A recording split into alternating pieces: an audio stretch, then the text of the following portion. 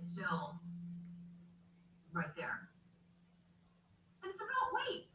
How stupid is that? How ridiculous. That doesn't say anything about who I am as a human being, how kind I can be to people, how I can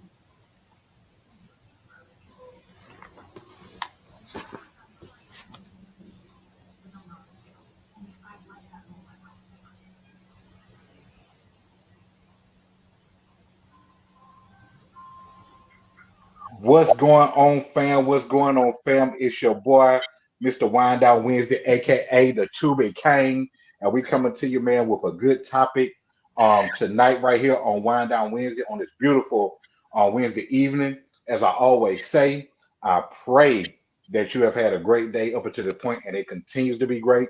If you have not had a great day up until this point, I pray that your day gets a whole lot better. And without further ado, y'all already know who I am, but I got a special guest for us tonight, and I'm going to let her introduce herself. So go ahead and let the Oh, people know hey, who you are. it's your girl Elizabeth Henry. Always look kicking something up. So here to kick it up again. How y'all doing? Man, hey, we're doing good. First off, thank you so much for taking time, man, out of your busy day Oh, of and course. just sitting down with me. I greatly appreciate it. One of the reasons why, and I'm glad you said that.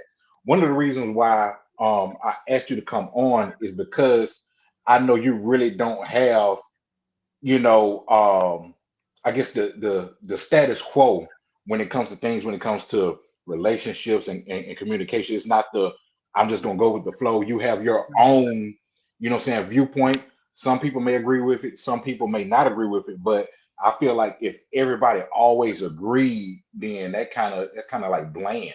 Right. You know It what I'm is. saying? To me, because everybody sees relationships different, everyone sees communication, what I'm saying, differently. So I definitely wanted to pick your brain with a couple of questions, and audience, man, y'all feel free to chime in and ask questions as well. So my first thing I wanted to ask you is, and one of the things I believe I said like racism. It's always going to be a rift between men and women when it comes to relationship standards. I feel that that's something that we will never agree on. Like it's always gonna stay. How do you feel about that statement that it's always going to be a rift between men and women when it comes to relationships, the When standards it of comes to relationships? relationships, now, I feel like you said racism. I might be a little confused. Yeah, Are you saying I'm how saying racism affects? is no, I'm saying like how racism is seems like it's going to always be around. I feel like the disconnect and the rift between men and women on relationship standards is going to always be around. Well, I think that depends on how we view racism. Are we being honest with ourselves about racism, or have we created an alternative reality in our heads? I have this idea that Black people, especially in America, we live in a white fantasy. We feel like a lot of us feel as though if we live a certain way, if we operate a certain way, if we acquire a certain number of things, then somehow our blackness will disappear. And so when Hmm. we live in that type of mindset, we can never come into the place where we understand, okay, this is where I am and this is who I am in this society, or how I'm viewed in this society.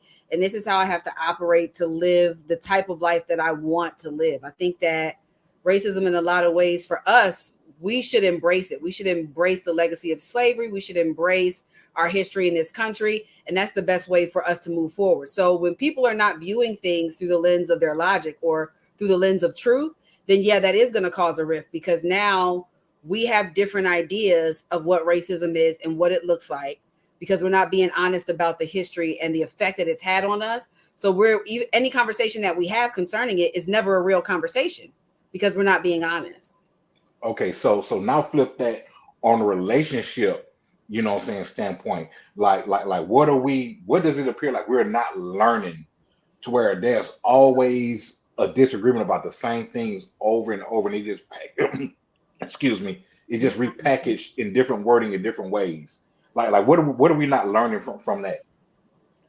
Well, I don't think that, again, it goes back to honesty. I have these conversations a lot. Um, I think that a lot of us want to assimilate. We're so used to being outcast and ostracized that we never want to exclude anyone. But every other group is great at excluding everyone that's not themselves. They know how to work with other groups, but their main concern is their group first. And I think that as long as we're interested, I mean, for lack of a better word, in integrating and being a part of instead of being our own whole, and then going out and working with other groups once they have the respect for us that they should have for us as a group, then that's going to change the conversation and the dynamic. Otherwise, we are going to keep having the same conversations because we haven't come to a consensus about what things are and where they stand. So when it comes to that, like, what would you say is the most tired conversation that you have heard when it comes to relationship standards between, what I'm saying, men and women? Has it been the um the woman, the man being able to be vulnerable? Has it been the 50-50 or 100 to 0, saying, topic? Has it been the I want an old school man, but I still want to be a modern woman? Like what topic has just been like just grinding your gears when it comes to things that causes so much confusion? Well, I don't entertain 50-50 conversations because that's of no interest to me, because there's no Right. such thing. I've never seen a woman do 50% of anything. I think that one of the conversations we really have a struggle with, what we never want to discuss, is that Black women, since we've gotten to this country, we've always been modern women. We had to work. We worked sun up to sundown, and then we came back Okay. and still cooked dinner, and we still maintained a house, and we Mm. still had to deal with, with the plantation owner, and then we still had to come home and deal with you. What do you think happened after she got raped and she went home and he wanted a kiss? You think she told him no because I just got raped? That likely wasn't the scenario. Likely she put her feelings to the background and she gave him what it was that he wanted to uphold the family so she could have some semblance of a family. So Black women have always been forced in this country to be what people are calling now, quote unquote, modern women. There's never Right. been a space when we're as a majority, we've been able to be housewives. And actually I came across a law not too long ago that at one point Black women were becoming housewives. They didn't have to do domestic work for white women, and they actually passed a law that forced them to do so. Like basically said, as Black women, we could not stay home and take care of our houses and our families. We had to go and work. So we've always been what people are considering modern women. I would say for me, my top two conversations I'm tired of. Number one is submission. If we're going to talk about submission, we need to talk about responsibility. Submission is an Okay. exchange for responsibility. There should be no submission without a taking on of responsibility for that woman and everything that comes with having a woman. If Okay. if Eve cost Adam a rib, then a woman is going to cost you. Women have cost since women were invented. That's not gonna True. that's not gonna True. change. So let's just let that go. And then my other one would be, and I'm sorry, my camera's shaking, it's right in front of me. My other one would be the accountability conversation, like this thing where everybody wants women to have all this accountability. Like if you have not had a conversation with your fellow man about accountability, don't have a conversation with me about accountability. I've noticed that a lot of men never know who you're talking about when you're talking about deadbeat dads, when you're talking about broke men, when you're talking about, these terrible men, until it's time to say, well, you're a single mother, and the reason you're a single mother is because you chose wrong. Well, now you know who I was choosing. They know Ray Ray and Pookie when it's the women that they wanted, but when you're talking to them about Ray Ray and Pookie, they've never met one. So it's like, I don't know, you know what I mean? Like, let's stop having the accountability conversation unless we're going to put accountability where it belongs first. And then until you've held yourself accountable, that's like me, on any set that I'm working or any project that I'm working. I'm not going to hold anybody else accountable for anything until I've held myself accountable. Right. I'm not even going to call you and ask you about your responsibility if I haven't handled my responsibility.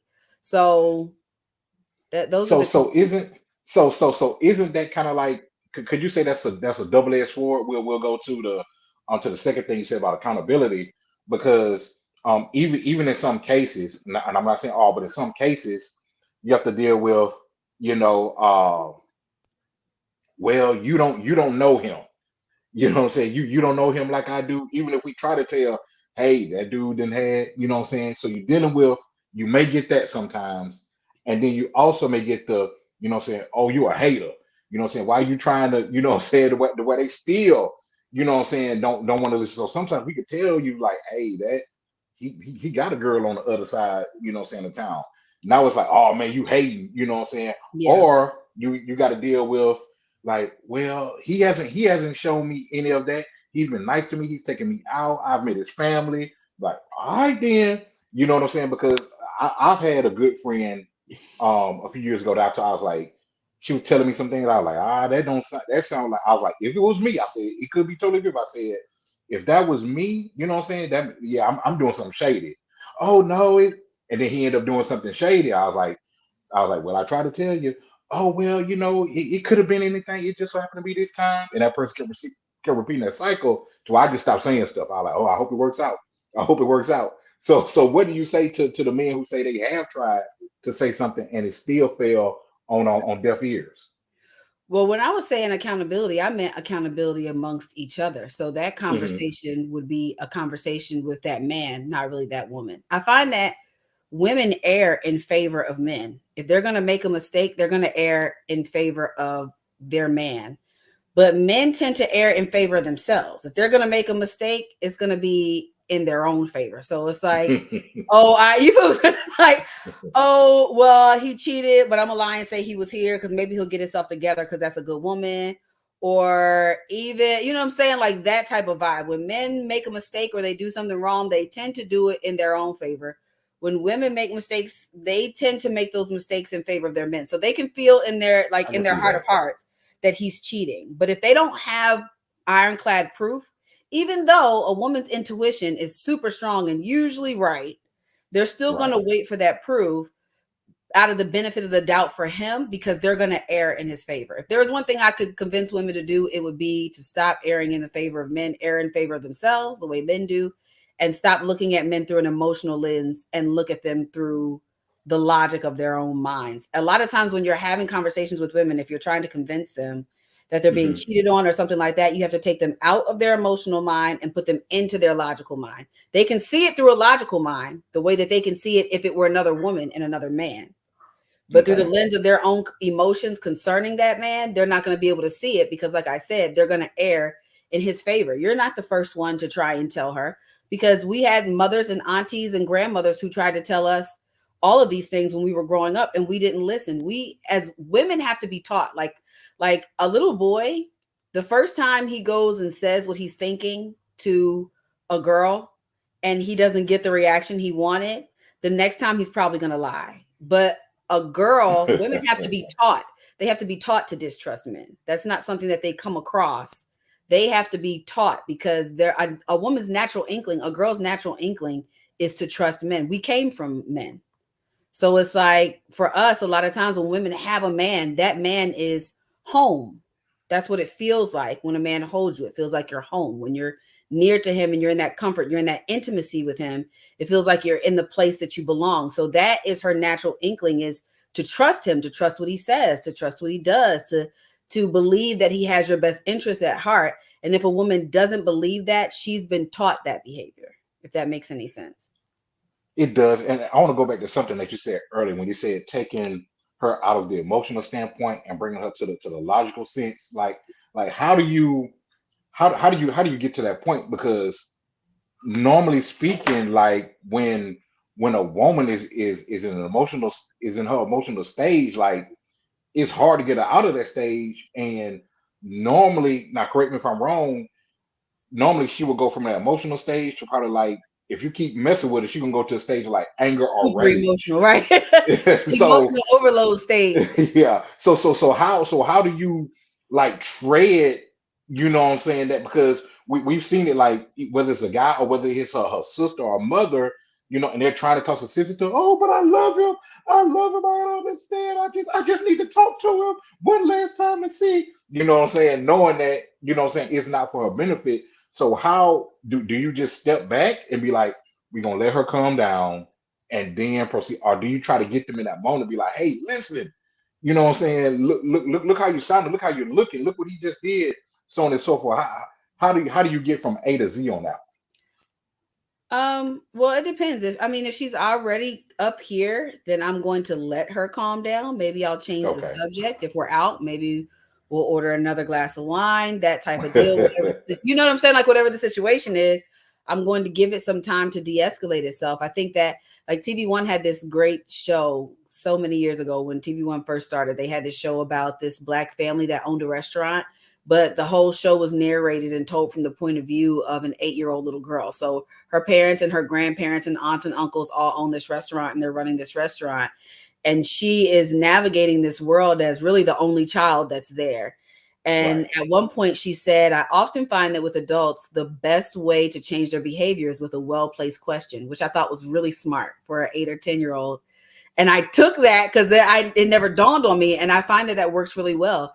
Usually a well-placed question is the first step in getting someone to change their perspective. So if I saw her man having dinner with somebody else and he was feeding her strawberries, and she said, well, you don't know like I do, I would say, well, if he saw you at lunch with another man and you were feeding him strawberries, would that be a problem for you? I mean, you have to, like I said, have logical questions. You can't feed her emotion with more emotion. You have to ask her questions. And if she simply doesn't want to hear it, then that's fine. But it is always wise to, sometimes when somebody doesn't want to hear you, you have to reiterate what you said and tell them that you said it. So just to say, hey, I understand that you're not interested in hearing this right now, but I wouldn't have felt good about myself or about our friendship if I didn't bring this to your attention. I see that you're not here for it, so I'm going to drop it. You got it. And like at that end, they have to deal with and contend with those thoughts and those feelings on their own at that point, but you've done your due diligence, you've done your job as a friend in having that conversation. So usually throw in a question and ask it from another point of view to kind of shift their perspective and see if that works. Right. And like you said, you've done what you need to do, or as the old folks would say, the blood ain't on my hands no more. That's all you can do. Because when you start getting into cheating situations or situations where you have to tell somebody about somebody that they love, it can get really dicey, I've been in that place as a woman where a friend of mine came and told me something about a guy I was dating and I didn't believe her either. But it wasn't that, he was cheating or anything. But the crazy part about it was what she said was so outlandish that, I didn't believe her, but it turned out that she was telling the truth. And if I had known what to look for then I probably would have been better off if I had known what to look for. I just the situation was just completely new. Like he had been experimenting with drugs. He had been experimenting with like hard drugs. And she told me, and I had no concept of that. You know what I mean? Because, I didn't know that was even a thing that Black people to me, Black people only smoked weed at that point in my life. I didn't know it was either weed or crack, and crack kind of had some telltale signs immediately. If somebody was on crack, you knew pretty much right then and there, hey, they're on crack. But it was just a new space for me. So I didn't believe her, but it turned out that she was absolutely telling the truth. And I had to go back and tell her, like, you were telling the truth about that. I had no idea that any of that was going on. But I was like, I was 20 at the time, so I was a lot younger. But at the end of the day, the truth stands on its own. True. So if what you're saying is the truth, then it's going to resonate in their spirit, whether they want to hear it or not. And it's going to play itself back to them every time another little clue comes up, whether they want to hear it or not. So sometimes it's best to just do your job in it and then let them marinate on it in their own time. That is true. That is true. So is that, and we'll move on to the next. I do want to talk about submission as well. But is there ever a point to where how can I say it? Like you give them and I told you so, or you just let it be, as it may. I mean, if it's real friendship, they're gonna come back to you because eventually it's gonna come out. I don't know if I told you so is really necessary as much as because you're going to be there for them. I mean, the I told you so is really once the whole situation is emotionally cleared and she's moved on and she's over it and y'all laughing and now the dude is a joke. You feel what I'm saying? Okay. Then you might hate it. I told you so. Like, remember I told you about that dusty dude you was dating that time, or now you got yourself into a situation and she's reminding you. You feel what I'm saying? Of the Right. situation, because I find that friendships, when it comes to women, it's almost a cycle. We all go through a lot of the same things. We all have a lot of the same stories, Right. just with different people. So you never really have to worry that it's never going to happen to you, or you can hope that it never happens to you, and maybe it might not. But even if it's not a situation that happens in the future, you've likely had a situation that happened in the past. Gotcha. That makes sense. So now we've talked about, what I'm saying, accountability, and to me that was balanced. Like it was nothing like that one sided to the man and one sided to the woman. I wish we could have more conversations and outcomes like that. However, anyway, that's another story for another day. So submission. Now this is one where it is like one person is east, the other person, what I'm saying, is west. Some men, I will say this, some men hear the word submission and they just think it's rule with an iron fist, right? Some women hear, what I'm saying, submission, and they view it as, oh, I'm not gonna be your robot. You're not just gonna sit down and just tell me what to do, and I just jump when you say do it. Mm-hmm. Where did the disconnect come in at, to where men think, some men think it's about you do what I say, you trust me because I'm the man, to where some women are like, I'm not finna do everything you tell me to do just because you're supposed to be the leader. Like how did it get that far apart with some people? I think it came in at you trust me because I'm the man. I think Okay. that it's not that you're a man that makes me trust you. It's how you operate as a man that makes me Mm, trust you. It's mm, not just that you're an adult male that makes me trust you. It's your character, it's your integrity, it's what you do when no one's looking. It's the reports I get from on you when I'm not around, you now, know. now, now, hold on, say that. I'm gonna have to pin that one. Now, say that again. It's not you being a man, but it's what now? It's how you operate as a man. Gotcha. It's how Okay, you operate continue. as a man.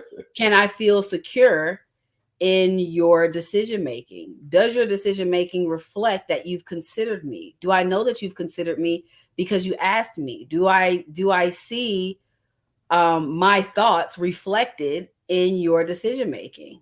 I know that in relationships, when it comes to submission, sometimes as women, and I think this gets discounted a lot, sometimes as women, when we submit, it's under duress. We don't think that you're doing the right thing, and we think that you're going the wrong way.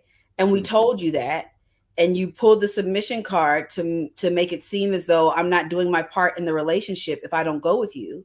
And then I follow Right. you off a cliff, and then you want me to help you climb back up to the top. Well, we would have never gotten to the bottom if you'd listened to me to begin with. And now you feel like I'm throwing it in your face because now we're both covered in dirt and scrapes and scratches at the bottom of a ravine somewhere because you didn't want to listen to what to wise counsel. Why are you choosing a woman that can't give you wise counsel? And if you chose me knowing that I could give you wise counsel, then why wouldn't you listen to it? Mm, mm, So submission is, again, in exchange for responsibility. You accept responsibility for my best case scenario along with your best case scenario, and you live and you think and you breathe and you operate in ways that show that you're trying to get us both to the place that we both want to go, and that you hear me, along the way. I think, when people talk about modern women, they complain about these women who are out here making this money. And now these women are saying, well, I don't need a man because they have this money. Well, I think it discounts how many centuries women had to hear, I make the money, so I make the rules. mm. All these centuries have gone by. That's hundreds and hundreds and hundreds of years that women have heard, I made the money, so I make the rules. And now that women are making the money and now they're making the rules, men are like, well, I don't want to hear that. Well, no, we didn't want to hear it either. But we had to hear it. And then on top of that, there were laws in place that said we didn't have a choice but to hear it, because otherwise we couldn't own anything. We couldn't do anything unless we were married. And even then we had to do it through our husbands, whatever we wanted to. I think about that. I read the Bible. I'm a Christian, so I read the Bible a lot. And I don't agree with evil women, but I understand them because it's a difficult thing to be born full of power and full of knowledge and full of wisdom, be very intelligent, be above average, but the most you can ever have is whatever you can get through a man. So it's Mhm. like if as a one, people think that, well, I find that men sometimes think that women and girls don't have goals outside of them or goals that existed before them, that somehow they think that they are the goal, but that's not always the truth. If as a little girl you wanted to rule the world and then you find out, oh crap, I'm a girl, I can't just go out here and take over. You know what I'm saying? So now they have to go find a man that they can use to take over. And this is where we see a lot of evil women, you know, come into play, or what people call evil women. This is where we see a lot of them come into play, is in this space where they wanted something and they couldn't get it outside of being with a man. So they go and manipulate, they get him and then they manipulate him. They get him and they use him. They get him and they try and work it through him. Right. So it's like I don't agree with them, I don't agree with their methods, but I see where they're coming from because they had something they wanted and they couldn't do what men do, which is just go out and go after it, win, lose, or draw. So you said something, and then you kind of well you didn't kind of you confirmed it because you mentioned wise counsel, and then you mentioned the Bible, which I'm pretty sure you're going to tie it into what you said about the pattern of a man, because in some instances in the Bible, what I'm saying, and I hear women say this from time to time, like yeah, I'll trust a man because I know he's following God. That's You know right. what I'm saying, for believers. So what level of trust do you have to have, what I'm saying, when God just tells the man, what I'm saying, what to do? And it sounds crazy. What I'm saying? Because like I use this example, you know, if Abraham told his wife, like, hey, God said we gotta sacrifice our only son, so I'ma holler at you. You know what I'm saying? Like that probably wouldn't go over well versus him just God telling him to do it. And he like, well, I'm trusting God. I don't understand, but what he sounds saying, but I'm trusting God, so I'm just go ahead and climb up this mountain. Say go ahead, do saying what I got to do. What happens when a man is showing that he's the pattern of a man, but God is telling him to do something that seems so outlandish? Like how does that seeing his pattern, knowing that he's following God, but also trying to decipher, like, this sounds a little bit outlandish. I don't know if I should be going along with this. Like how do you toe that line, so to speak? Well, for me, I'm used to God asking me to do outlandish things. Okay. So that part is not new. I think that in my walk with him, I would expect that whatever man um he puts me with, I don't think that would end my relationship with God. So Right. even if he comes back and tells me he did something outlandish, the Lord is going to let me know if that's what we're doing. You know what I mean? Like if that's what we're doing, then he's going to say that's what we're doing, and you help him. You go help him Right. do it. Do this, do that, all those things. I think that when you get into a place where you're with a man and the two of you are serving God together, there's a oneness there that allows that thing to ring in your spirit too. So perhaps God doesn't tell you the fullness of the plan, he tells him. But Hmm. usually how God works is he's already dealing with you as a woman with the details. So it's like, maybe he wants to go start his own business. He Hmm. wants to start a business doing such and such a thing. Usually, how I've seen God work, just in general, is if it's something that he would want me to go along with, he's already put it in my spirit.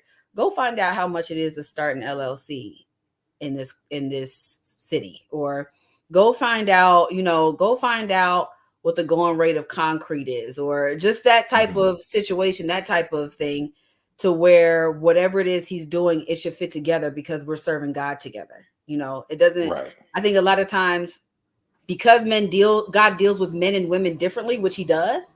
He absolutely does deal with us differently. I think it kind of gets construed that when you get with a man, God stops dealing with you as a woman, but that's not really true. Right. Yeah, that's Right. not really true. So we've discussed accountability. We've discussed submission. Let's get in a general topic real quick before I let you go. All right. And it has been a joke, a running joke for quite a while now about the dating pool. and the dating pool is contaminated with urine, with pee, with whatever you want to call it, right?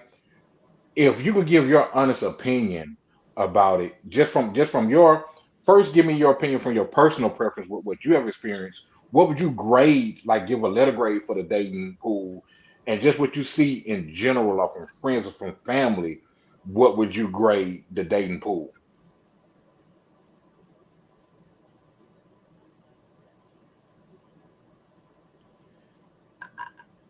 I mean, does it have pee in it? I mean, probably. It's like, I think that I feel like I date pretty well. Hmm. Interestingly, people say, women get older, they hit this age or that age, and then they're this and they're that. But the older I get, the better I date. At this point, Okay. I only date men who are looking for a wife. I only date Okay. men who know what they want their lives to look like and are focused on their goals. Um, are there a bunch of men who come along in the meantime who don't fit that criteria? Yes, there are. And there are a lot of conversations where I have to say to men, sir, this is not going to work. You know what I mean? Like, sir, I'm going to need you to move it along. But um, by and large, I don't really think that it's that bad. I think that for Okay. women, it's going to sound crazy, but you get what you negotiate. So you have to have an idea in your head of what you want. And what I find is that every time I quote unquote break my rules, I live to regret it. Mm, So when you set your standards, stick to it. right. Right. Because and this what I tell some people, and it's mainly the ones who say, oh, it ain't no good men out here, or saying, oh, all the women, they're only after material things. They only want to keep up with the Joneses and do stuff for social media. And my thing is, man, or lady, don't say that. Just say the ones that fit what you really wanted, you were not attracted to. Because I refuse to believe that, like, everybody, like, I understand that, where, hey, you're a good dude, I'm a good girl, we just don't mesh together, and y'all mutually go y'all separate ways. I don't think everybody is encountering this man that is just low down, or this woman that just want to run, your wallets, right? Because I believe at some point in time, you've, overlooked that man that fit everything you needed, but he was 5'7". You know what I'm saying? You you've overlooked That's that not right. woman that was everything that that you desired, but her booty was flat.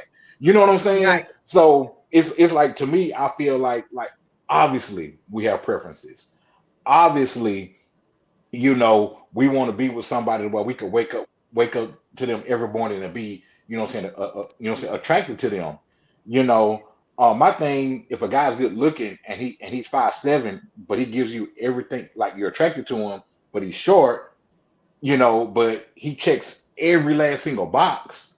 Like, what's the issue? You know what I'm saying? Like, this woman looks great, checks every box, but you know what I'm saying, her jeans may look like she's sagging, what I'm saying, from the back. Like, is it is it really, what I'm saying, but is it really worth, what I'm saying, giving up what you desire, where you keep repeating this cycle over and over and over again? What would be your thoughts on that? Like, about how much does a preference really derail what your ultimate goal is, if hold on, if you're looking to be married?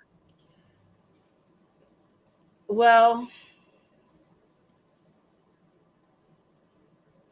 I think that if we're talking about the physical attributes of somebody, you should know what your deal breakers are when it comes to physical attributes. If you absolutely require a booty and she don't have no booty, leave it alone. If you absolutely require a guy who's 6 feet or taller, like, for me, it's like, okay, if she don't have no booty, what if she has a little booty? You should be able to work with a little booty. You feel what I'm saying? If you require 6 feet, you should be able to be cool with 5'10". You feel what I'm saying? 5'9", 5'10". You feel what I'm saying? So it's like, let there be a little Okay. bit of give, but also understand your deal breakers. Like I saw this guy, Right. and I was on a dating app, and it was like a perfect match. But the way he was holding his mouth just said to me that he might have some other preferences. You feel what I'm saying? And I even gave it Gotcha. a chance. He had like 5 or 6 pictures. I looked at all 6 of them. He was holding his mouth the same way on every one. So I had to hit the X. You feel like I just had to hit the X. I'm not gonna sit up here and play with you. All right. It's Right. not gonna be no lifetime of me asking you why you holding your mouth like that. Like I'm not gonna do that. So it's like you have to know what your deal breakers are, and True. you have to know what things you can compromise on. You have to know That is what things true. you can compromise on, because at the end of the day, there may be a perfect person for you, but that person's still not going to be perfect. True. So So, true. yeah, you need to know what the most important parts are and what the least important parts are. Or like I'm a person, like if we're talking about something that I'm passionate about, you're never going to get past me. But I'm never going to argue with you about which way the toilet paper roll should go. I don't care. I'm never going to argue with you about like a lot of things that are pet peeves for people. I could not care less about at all. Wow. So it's like that's a lot of arguments that we're never going to have because I just don't care. But it's like, when it comes to, I don't know, Black liberation, like you're not going to get around me with that. Like you're not going to get around me. You're never going to convince me of the madness that a lot of people are talking about right now. This just not going to happen. Or if it's something that I've taken the time to think about and research and understand, then you're not going to get around my brain with that unless you have something super valid to say. But a lot of things that people argue about in relationships are never, and that's actually been a problem for me, like with relationships where I've had guys like try to pick fights about things that I just don't care about. And I'd be like, well, all right. Like, and they understand that because there are some men who they need to be able to engage your emotions at will. They feel like they need that for whatever reason. In their mind, it gauges how much you care about them. And for me, that has nothing to do with how much I care about you. The fact that you're here shows how much I care about you. The fact that I'm Right. taking time, I'm spending time, I'm making time to spend with you.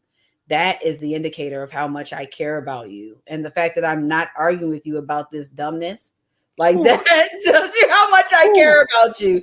You know what I For mean? Because it's real. like, I'm not going to argue with you about that. I'm going to argue with you about something that affects our lives and affects the course of our lives. Right. Right. That fellas, if y'all got a lady that don't want to argue, why?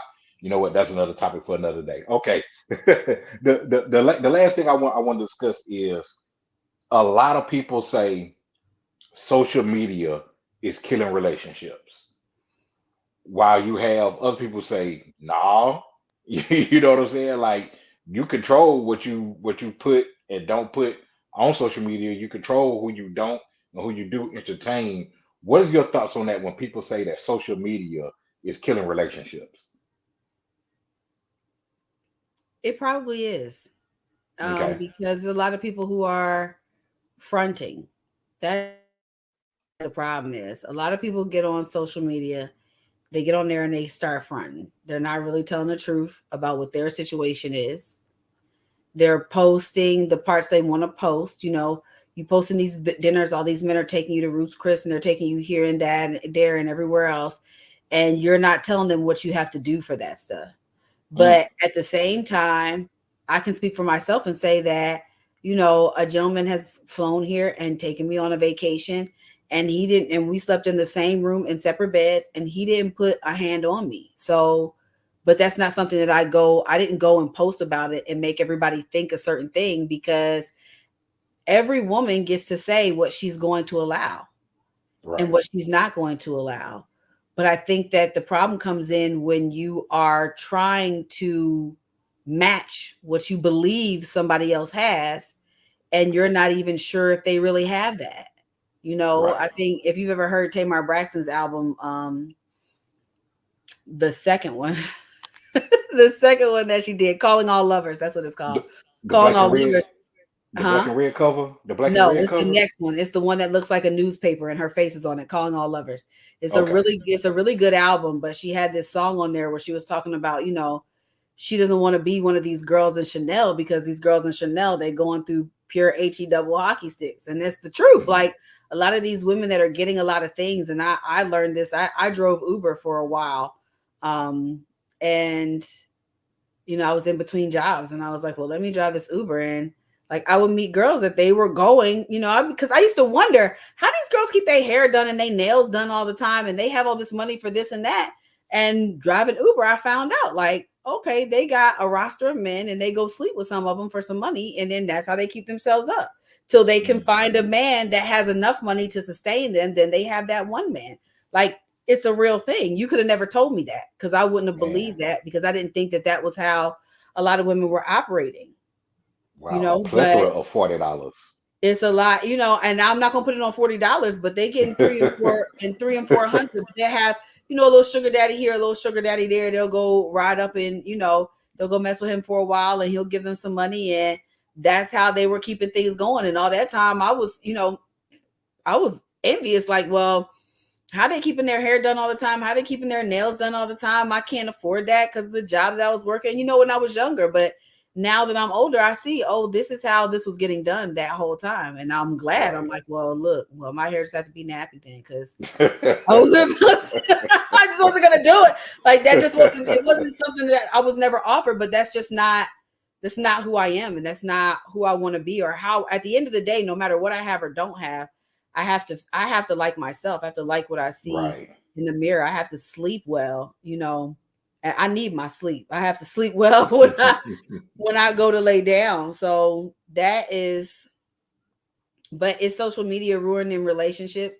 I think it is in a lot of ways, but I can also say that I think it's liberating a lot of women. I think that seeing other perspectives and hearing other perspectives is helping a lot because I think we don't take into account that when we have little girls and we give them, we have a little boy, we have a little girl, we give the little boy a truck, we give him a briefcase, we give a little girl a baby doll and a kitchen, so you're telling them from the time that they're toddlers that the goal is to be a mom. And then you wonder why they're a mom. The goal is to have a husband. The goal is to have that kitchen and have that house. But I find that a lot of younger women, when they chase that first, they usually find in their late 20s or 30s that they've missed out on an opportunity to really know themselves and find out who they are. So I think that social media allows them to see the state of a lot of older women and then make their decisions based on that. Be able to see, okay, well, maybe I'll go after a career, but I might not have the family that I want immediately. Or maybe I'll have the family now and see how I can work the career in there. Is that going to be a problem? They're able to see a gamut of outcomes. And now because they're able to see a gamut of outcomes, that probably allows them to make better decisions in their younger years. Because a lot of women, if they're going to make big mistakes, they're going to be mistakes that they're going to make between 15 and 25. Gotcha. Well, Miss Elizabeth, Miss Henry, thank you so much. Thank you for having me. This is fun. Thank you. Right, I gotta get you. I gotta get you with my guy Black. I think that would be a great meeting of the intellectual minds. I'm gonna match y'all up, man. I think y'all would do excellent on these topics right here. Great. So, but thank you so much once again for taking time out of your busy day and the reason why I reached out to you because I knew that it wasn't going to be the normal. Well, yeah, this and yeah that. I knew it may be something that I agree with. I knew it may be something that I don't agree with, but I love that dialogue because that way, like I'm a person to where I believe that we don't have to agree, but we can definitely understand, right? You know what I'm saying? What a person, you know what I'm saying, is coming from, and be like, oh, okay, you know what I'm saying, and that be, you know what I'm saying, and that be that. David Seal said it's a lot that goes into the disconnect. It is, brother. Shout out to my Dunbar classmate. Yeah. But it definitely is, and that's one of the things that we were discussing, and that's why, like I was telling Elizabeth, like it's always good to hear stuff from an avenue to where you really don't hear it from, or where people may gloss over, or people not even thinking, to go that way. That's why I said I need to get you and Black on this topic ASAP. You know what I'm saying? But but from accountability to submission to, whether the dating pool has whatever kind of bodily fluids in it, to social media, whatever it's doing, there are and preferences. There are so many things to where it could be a disconnect, but find out what connects you and that person, because even a person that's perfect for you, y'all gonna have some issues That's right. that y'all have to work out. It's gonna take some sacrifice. It's gonna Hmm. take some compromise. You know what I'm saying? Like you said, it's gonna take some. Yeah, I got a pet peeve, but is it worth getting on her nerve about? Is it worth getting on his? Okay, he don't squeeze the toothpaste from the bottom. Okay, that ain't no big deal. I just get my Yeah, own tube of toothpaste. You know what I'm saying? So you really can't always like burn the bridge, that's right. over something that it ain't even called for, man.